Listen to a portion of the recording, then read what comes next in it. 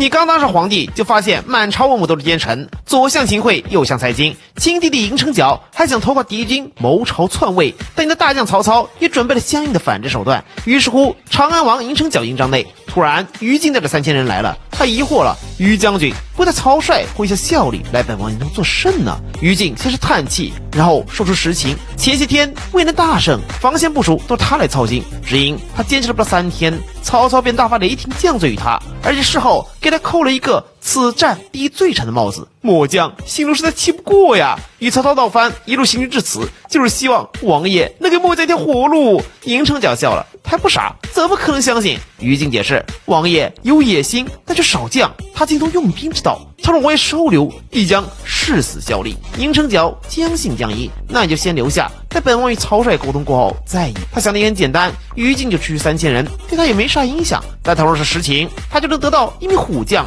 3日后，在函谷关，这几日项燕用了朱丹溪的药方，果然身体迅速恢复，起死回生。他感觉自己就行了，直呼这朱丹溪，这是神医，神医呀！可没过2天，感觉身体迅速衰败，甚至一口老血喷出，几乎醒不过来了。另一头，在大秦咸阳下着小雨，你正眺望着外头，心里惆怅。此时聂隐娘在你身后，以前他总是想着如何刺杀于你，然后这时已经转变新出想法，他更想在你身边亲眼看看，最终大秦会被这个男人带往何处呢？陛下，天气凉了，要不要添件衣服？你皱眉，你和荆轲不是最想让朕死吗？怎么现在还关心起来了？他尴尬了，以前是民女不懂事儿，误会了陛下呀。还没说完就被你打断，不，你没有误会，朕的确是该死的昏君。陛下，你……他也难受，定然是陛下决定要与蜀国死磕到底，知道会害死很多士卒，感觉心中有愧，才说自己是一名昏君。陛下呀，你真是一位仁慈的好皇帝呀！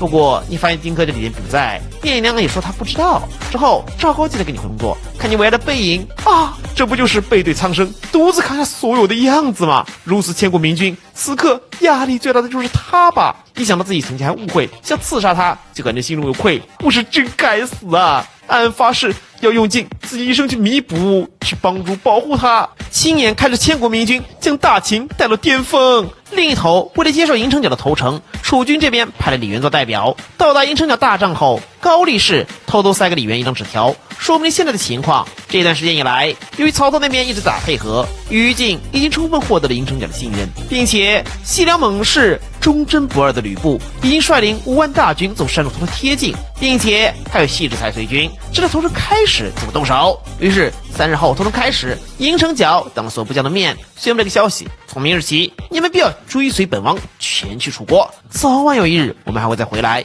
届时我们就是这片土地真正的主人。此言一出，将领们纷附和，赢成角仰天大笑，如今万事俱备，是东风。就是此时于禁突然闯进来，长安王，你意图谋反逃过敌国，人人共愤，奉陛下旨意，今日将你缉拿，其他部将若知罪不改者，杀无赦。话音刚落，全场哗然。赢成角怒了，本王待你不薄，于禁你找死！就凭你那区区3000将士嘛，给我拿下！可话音刚落，所有将士们分成2个派系，一半心向于禁，一半是赢成角的。他傻眼了，你们几个是要造反吗？于禁那边的将领毫不退让，理由也很简单，他们的亲人都在秦国，至于为什么他们会站在于禁这边呢？那还得是高力士的功劳。他这阵子一直在暗中游说洗脑，找出那些很有可能对大秦忠诚的将领，先说服。赢成角大怒，来人，给我进来拿下！可没半分响应。于禁笑了，我那3000人早就分在了周围了，现在无人可以帮你。忽然这时外头响起惊变，赢成角大笑，嘎嘎嘎嘎！于禁啊，你真以为本王是蠢货不成吗？实话告诉你，从始至终本王都没信任过你，早就安插好部队在外，此刻你插翅难逃。于禁知道中计不得多言，抽出佩剑，只有死战。也得亏他勇武过人，打起来第一时间擒获了赢成角，夹着他的脖子走出帐外，都给我住手！长安王赢成角意图谋反，投靠楚军，天理难容。尔等都是大秦将士，难道要跟着他谋反，投靠敌国吗？这个认贼作父有何区别？誓死为大秦效忠，拒不投诚。话音刚落，便有人附和高呼：誓死为大秦效忠！可银城角朗声道：“儿郎们，我才是你们的王，休听他们胡言乱语，住口！想活着就闭嘴！”银城角嘎嘎大笑：“你真要敢杀，早就动手了，何须等到现在？”于禁确实不敢动手，被无名小卒杀了，那叫死于乱局中；被自己杀了，是要写进史书的。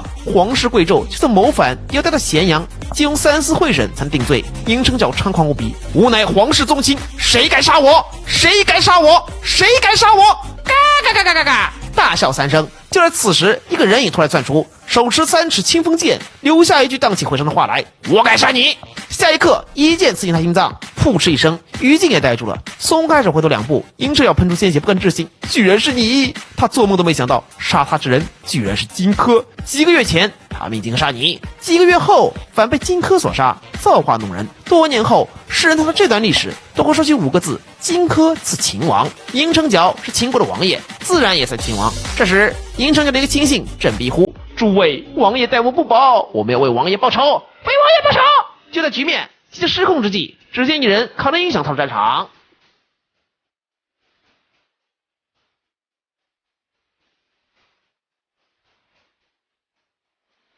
没错，曹操的援军后手来了，西凉第一悍将，忠贞不二吕奉先来了。最终，银城角之乱平定，他生死的消息也被放往咸阳。你得知事情原委傻眼了，李元、高力士这几个人凑在一起，怎么看都是自己在背后对付朱兰呐。而且杀他的人是荆轲，什么鬼？这货不是来杀朕的吗？可我这都什么都没干，你们到底在干什么？